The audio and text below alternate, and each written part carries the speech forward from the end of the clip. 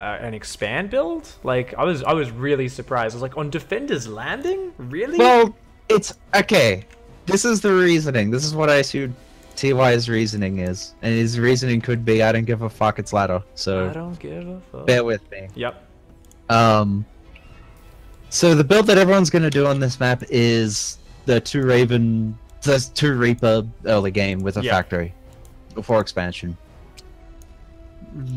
Reaper FE is always good against that, almost always. Even when it's small, you can defend, which I did up until he did the auto turret push. But that's fine.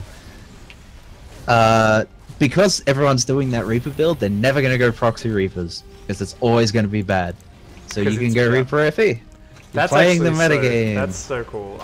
Yeah, because I didn't even process that, but now that you've explained it earlier today, where you said, you know, like, okay, Reaper FE is good against the 2 Reaper opening, but this 2 Reaper opening is completely safe against the proxy Reapers, and shuts that down, and the proxy Reapers beats the Reaper FE. Like, so you've got the 3 build triangle, and the fact that everyone plays the safer opening on this map means no one does the all-in opening, and therefore you can actually play the economic opening and get away with it. So that's actually really cool, and that's completely logical thinking. Whereas I remember when I was casting, I did the thing casters do, where I try to attribute, you know, meaning that isn't even there. I was like, oh, he just thinks Seither won't gamble on an all-in in the final game, because you were both at 2-2 at this point, right? Mm-hmm. This was match point. Yeah. Anyway, I guess the only other thing to say about this game is Doom Drops are really good. This is like the best map for Doom Drops because it's a short rush distance, and trying to defend 3 bases is fucking impossible. Like, I cleared out the way. I saw he made a Viking earlier, so I cleared out the way earlier with my little stim timing. Yeah. I caught like a Viking or 2. I'm like, alright, way's open, in we go. And I don't care if he's got a sensor tower. I don't care what he has, like, vision-wise. It's too good. Doom Drops are silly. And now I win. I mean, the game goes on for like 5 minutes or whatever, but like, whatever. He doesn't have a chance after this. So I think your tanks were a little bit exposed when he pushed with that. That would have been the key mistake there, right? Oh, in the natural? Yeah, back in the early push. Sorry, I'm just showing that to what's that again? I'm pretty sure the big problem there was just your tanks were too far at the front, so you didn't have anything spotting, so they didn't get like the extra shots off, and then they got focused down very quickly. Okay, yeah, no, I agree to that. That is actually poor positioning. Well, it's sort of like, okay, so he can attack up the ramp, or he could position tanks on the other side of this debris and hit my production. Yeah. So I'm sort of a little bit worried about both, or either, but I really, I shouldn't be. Because I know he doesn't have fucking tanks. This is the cyclone part of the game. Yeah. I'm worried about something stupid. So we're all learning today, kids. I think it's funny, right? Because StarCraft's like, there's always something you can pick up every single replay you watch. Yeah, so he did almost break you there, but yeah, now I'll fast forward through to the latter stage. So yeah, you held on there, finally breaking him. You were way down on workers. You were in a pretty shit spot, and then you kicked ass. So I'm not as behind as you might think, because I've already got my 3 Raxes and my 3rd command center. Oh, like, you had the 3rd orbital up, didn't you? Sorry. Yes, you did. My 3rd was very quick.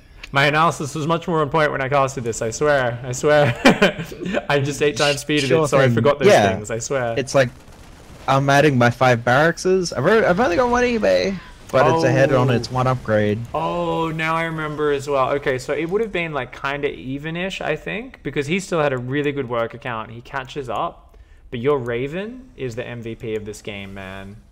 Thank God. I'd say the Doom Drop was the MVP of this game because he just dies when it lands. Well, there's 20 units in that. They can't all be MVP. But the Raven kills the most units, even though the Doom Drop does fantastically here. Yeah, alright. I'll go with that. Because the Raven ends up getting 30 kills this game. I'm pretty sure, if I remember correctly. Or at least like 15.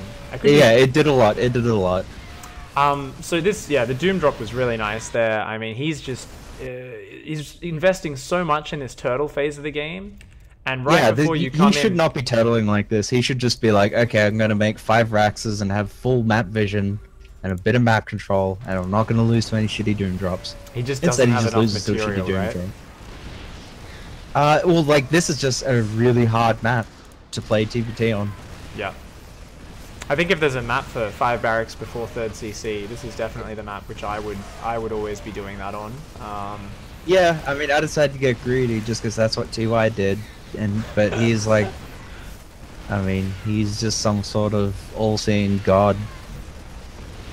So maybe I shouldn't copy him completely. Wait, I didn't copy him completely. I made 2 Raxes before 2 E-Base. Okay, never mind. I like how a lot of people think pros are really smart, and you constantly go on a campaign to make it seem like you're just some quasi-religious TY fanatic that simply copies him blindly. But you're mistaking me with Mr. Special, sir. We've all got to call him Special now because he said so. Are you talking about Major? Yeah, Major. No, I'm talking about Special. Major. Who's Major? Who the hell is Major? I've never heard of this man.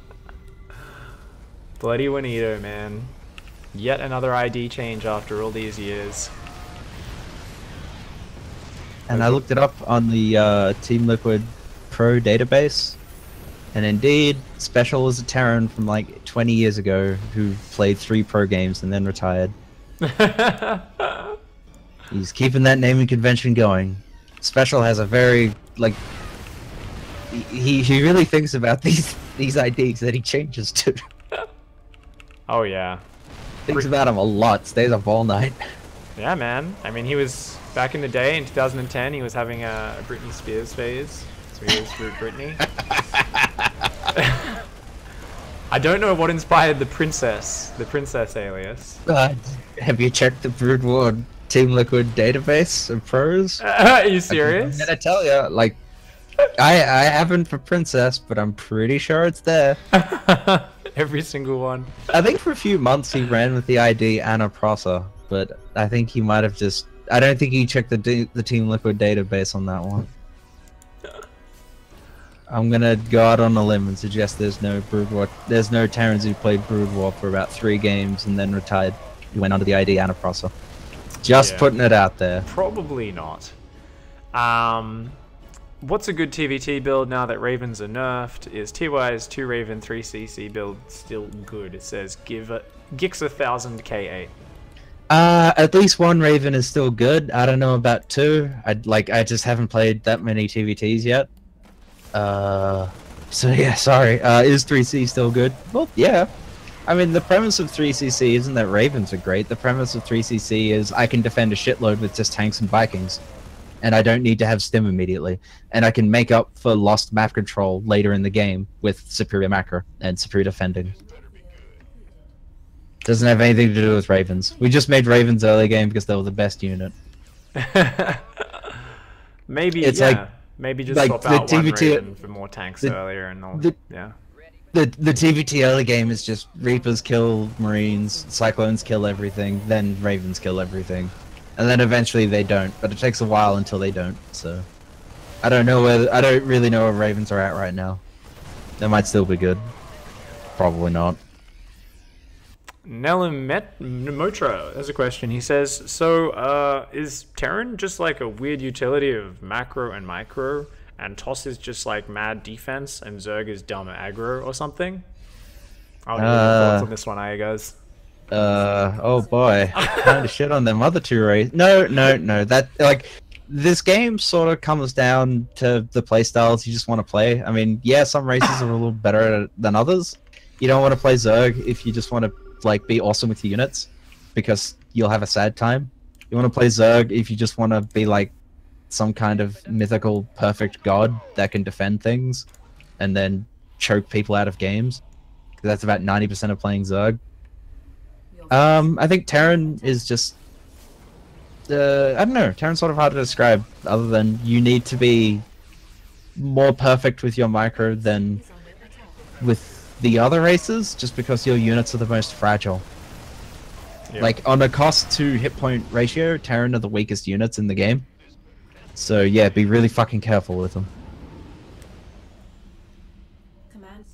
Mitchell9393 says, when should you put sensor towers down at your natural on your 3rd base? When you don't have map vision. When you don't have map control to have vision.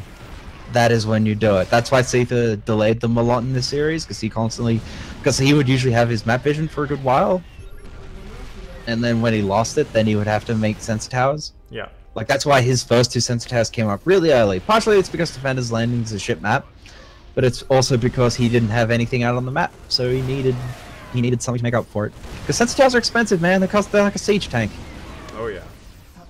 And that actually kind of ties back, I think, to what we were saying before about how you contest the map with the Marines, right? But sometimes the opponent has more Marines than you. They have stim or shields, or they're 5 barracks faster, and you don't have enough Marines to actually fight them on the map. Like, they send out 5 Marines to each lane on Abyssal, and you're like, well, I actually can't afford to outdo that, because I just don't have the material. I'm going to build 2 sensor towers instead. You think that's kind of like a good example of the scenario where you'd go for them a bit faster than normal? I don't know. I mean, maybe. Just, for me, the general rule of thumb is if I've got vision with Marines and if I have map control, if I'm not worried, then I won't make them. But once I have to start worrying, I'm going to make them. Or if you're just floating a bunch of money and you think, alright, time to spend it all.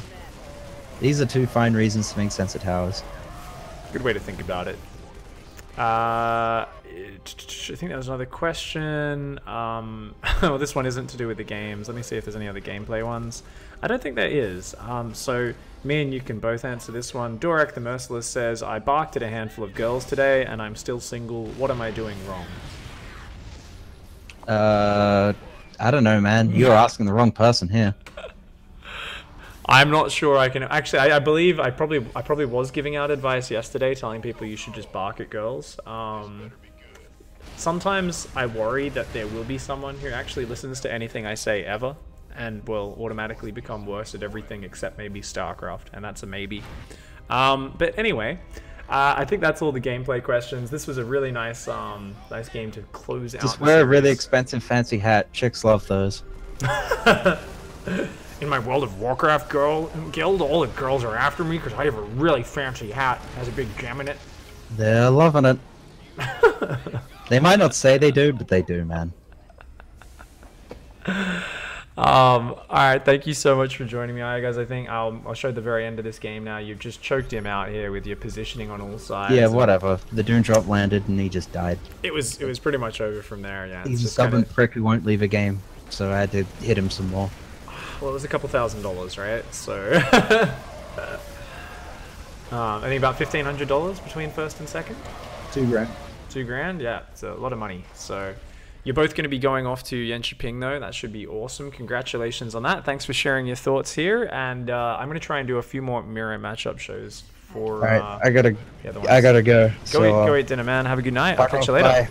Cheers, Fuck man. all of you. I hate you. See you, man.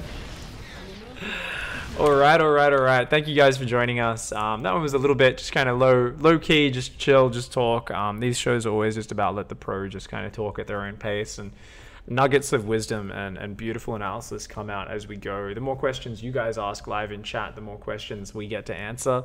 And actually, you know, I get to ask. I do try to kind of poke in and ask questions to get out nuggets of information, but it's not something where I can ever condense this format into like a really well produced 15-minute show where it's just those moments where they say amazing things. Who knows, maybe at one point I'll go back and I'll cut out just the really beautiful nuggets of wisdom from pros in Pro Talk. But for the moment, I hope you guys do enjoy this kind of long format of show. Probably next week and the week after I'll get back to doing some more short guides and topics where it's like bam, 15-20 minutes. Zeph, what up? You just tuned in time to see it. Iaguz say fuck off, I hate everybody.